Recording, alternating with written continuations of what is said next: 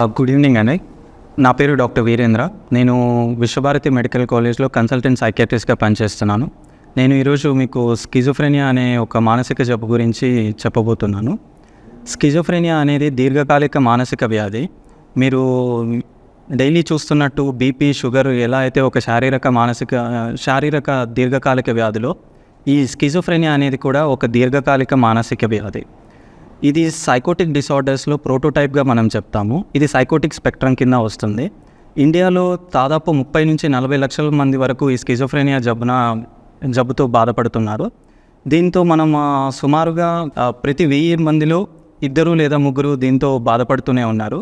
ఈ స్కిజోఫ్రెనియా అనేది ప్రజెంటేషన్ ఎలా ఉంటుంది అనేది నేను మీకు మొదటిగా చెప్తాను. ఈ స్కిజోఫ్రెనియా జబ్బు మొదటిగా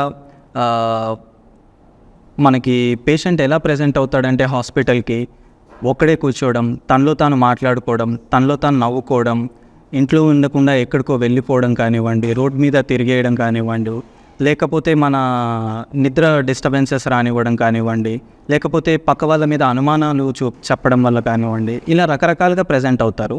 దీనికి మనం యాక్చువల్లీ ఈ సిమ్టమ్స్ అనేవి 2 డివిజన్స్ చేస్తామండి. ఒకటి పాజిటివ్ సిమ్టమ్స్, ఇంకొకటి నెగిటివ్ సిమ్టమ్స్. పాజిటివ్ సిమ్టమ్స్ అంటే డెల్యూషన్స్ అండ్ హాల్యూసినేషన్స్ అండి. డెల్యూషన్స్ అంటే ప్రిడామినెంట్గా దీన్ని తెలుగులో భ్రమలు అని అంటారు. ఈ డెల్యూషన్స్ చాలా రకాలుగా ఉంటాయి. డెల్యూషన్ ఆఫ్ పర్సిక్యూషన్ అని, అంటే ఈ డెల్యూషన్ ఆఫ్ పర్సిక్యూషన్లో ఎవరో మనకి ఏదో చేస్తున్నారని, మనకు కానీ మనకు కావాల్సిన వాళ్ళకి మన మీద ఏదో తెలియని కుట్ర జరుగుతుందని, మనకు హాని చేయాలని ఇలా అనుకుంటున్నట్టు అనిపిస్తుంది.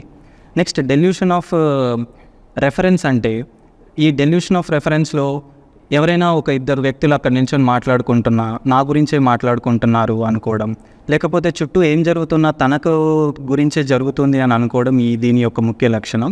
ఇంకా డెల్యూషన్ ఆఫ్ గ్రాండియోసిటీ అంటే తను చాలా గొప్పవాడినని, తనకేవో శక్తులు ఉన్నాయని ఇలా అనుకుంటూ ఉంటారు. ఈ 3 మనం ప్రిడామినెంట్గా స్కిజోఫ్రెనియాలో చూస్తాము. నెక్స్ట్ హాల్యూసినేషన్స్ అంటే భ్రాంతి అని అంటారండి తెలుగులో. ఇది స్కిజోఫ్రెనియాలో ప్రిడామినెంట్గా మనకి ముఖ్యంగా ఆడిటరీ టైప్ ఆఫ్ హాల్యూసినేషన్స్ ఉంటాయి.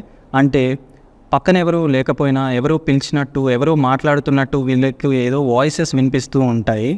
వీళ్ళు వాటితో తిరిగి మాట్లాడడానికి ప్రయత్నిస్తూ ఉంటారు. అది మనకు బయటికి చూడడానికి ఎలా ఉంటుందంటే తనలో తాను మాట్లాడుకుంటున్నాడు, తనలో తాను నవ్వుకుంటున్నాడు అని అనిపిస్తూ ఉంటుంది. ఇంకా అదర్ డివిజన్ ఏంటంటే నెగిటివ్ సిమ్టమ్స్ ఉంటాయండి. ఈ నెగిటివ్ సిమ్టమ్స్ ఏంటంటే ప్రిడామినెంట్గా సోషలిజం కానివ్వండి, ఎలోజియా, ఎనడోనియా, ఎపతి ఇలా చాలా ఉంటాయి. వీటి లక్షణం ఎలా అంటే ఎవరితో మాట్లాడకుండా, ఎవరితో కలవకుండా ఉండడం కానివ్వండి, మాటలు తగ్గించడం కానివ్వండి, లేకపోతే ఇంట్రెస్ట్ లేకుండా ఉండడం కానివ్వండి, ఇలా రకరకాలుగా ప్రజెంట్ అవుతూ ఉంటారు. వీటిని యాక్చువల్లీ మేము ఫస్ట్ పేషెంట్ మన దగ్గరికి రాగానే WHO వాళ్ళది ICD-10 క్రైటీరియాతో డయాగ్నోస్ చేస్తాము. దాని తర్వాత వీళ్ళకు ఫస్ట్ ఆఫ్ ఆల్ మేనేజ్మెంట్ విషయానికి వస్తే, దీన్ని మనం ముఖ్యంగా యాంటీసైకోటిక్స్ అనే ఫార్మకలాజికల్ ఏజెంట్స్తో మనం ట్రీట్ చేస్తామండి. ఈ డ్రగ్స్ వాడకం వల్ల కలిగే సైడ్ ఎఫెక్ట్స్ కానివ్వండి, ఉపయోగాలు కానివ్వండి అన్నీ డీటెయిల్గా ఎక్స్ప్లెయిన్ చేయడం జరుగుతుంది. ఈ antipsychotics first generation, second generation. First generation for example haloperidol, మళ్ళీ మన క్లోర్ప్రొమజైన్ ఇలా చాలా అవైలబుల్లో ఉన్నాయండి. దాని తర్వాత ఇప్పుడు సెకండ్ జనరేషన్ యాంటీసైకోటిక్స్ రెస్పెరిడాన్, మన ఓలాంజపిన్, క్లోజపిన్, క్విటియాపిన్ ఇలా చాలా అవైలబుల్లో ఉన్నాయి. ఈ మందులు పెట్టి మనం వాటిని లక్షణాలని తగ్గించడం జరుగుతుంది. అలాగే నాన్ ఫార్మకలాజికల్ మేనేజ్మెంట్ సైకోథెరపీస్ చాలా అయితే అవైలబిలిటీలో ఉన్నాయి. ఎందుకంటే ఈ స్కిజోఫ్రెనియా జబ్బుతో పేషెంట్ కంప్లీట్గా డ్యూటీకి వెళ్ళకుండా చాలా ఇయర్స్ కొద్దీ ఇంట్లో ఉండిపోవడం కానివ్వండి, తన పర్సనల్ లైఫ్ అంతా కూడా బాగా డిట్యూరేట్ అవుతుందండి. దీన్నన్నిటినీ మళ్ళీ మనం సెటరేట్ చేయడానికి సైకోథెరపీస్ అనేవి ఉపయోగపడతాయి. ఈ పేషెంట్కి అలాగే సైకో ఎడ్యుకేషన్ ఇవ్వడం జరుగుతుంది. ఉదాహరణకి ఫర్ ఎగ్జాంపుల్ ఎంత త్వరగా వస్తే ఈ జబ్బుతో పేషెంట్ మనకు అంత త్వరగా రికవరీ అనేది, ట్రీట్మెంట్ స్టార్ట్ చేస్తే రికవరీ అనేది ఎక్స్పెక్ట్ చేయొచ్చు. ఏళ్ళు గడిచే కొద్దీ రికవరీ అనేది ఆటోమేటిక్గా తగ్గుతూ వస్తుందండి.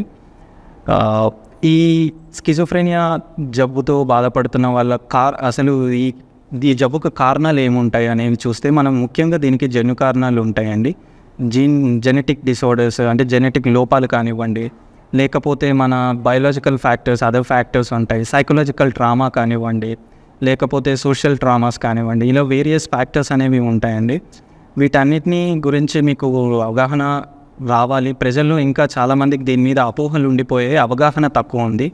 మీరు చూస్తూనే ఉంటారు, మీ చుట్టుపక్కల ఎవరైనా కానీ ఇలా ఒక్కరే కూర్చొని వాళ్ళలో వాళ్ళు బాధపడుతూ, వాళ్ళలో వాళ్ళు ఇబ్బంది పడుతూ ఉంటారు. ఎప్పుడైనా మీరు అలా ఎవరిదైనా చూసినా, మీరు కలిసినా, మీరు వాళ్ళని ఎంకరేజ్ చేయండి, హాస్పిటల్కి వెళ్ళండి, ఇది ఒక ట్రీటబుల్ కండిషన్, ఇది డాక్టర్స్ హెల్ప్ చేస్తారు అనే విధంగా మీరు వాళ్ళని ప్రోత్సహించాల్సిందిగా కోరుతున్నాను. ఈ జబ్బుకి ట్రీట్మెంట్ అనేది మన విశ్వభారతి మెడికల్ కాలేజ్లో సైకియాట్రీ డివిజన్లో కూడా మీకు ఇవ్వడం జరుగుతుంది. సో మీరు ఈ సదుపాయాన్ని ఉపయోగించుకోవాలని నేను కోరుకుంటున్నాము. థ్యాంక్ యూ అండి.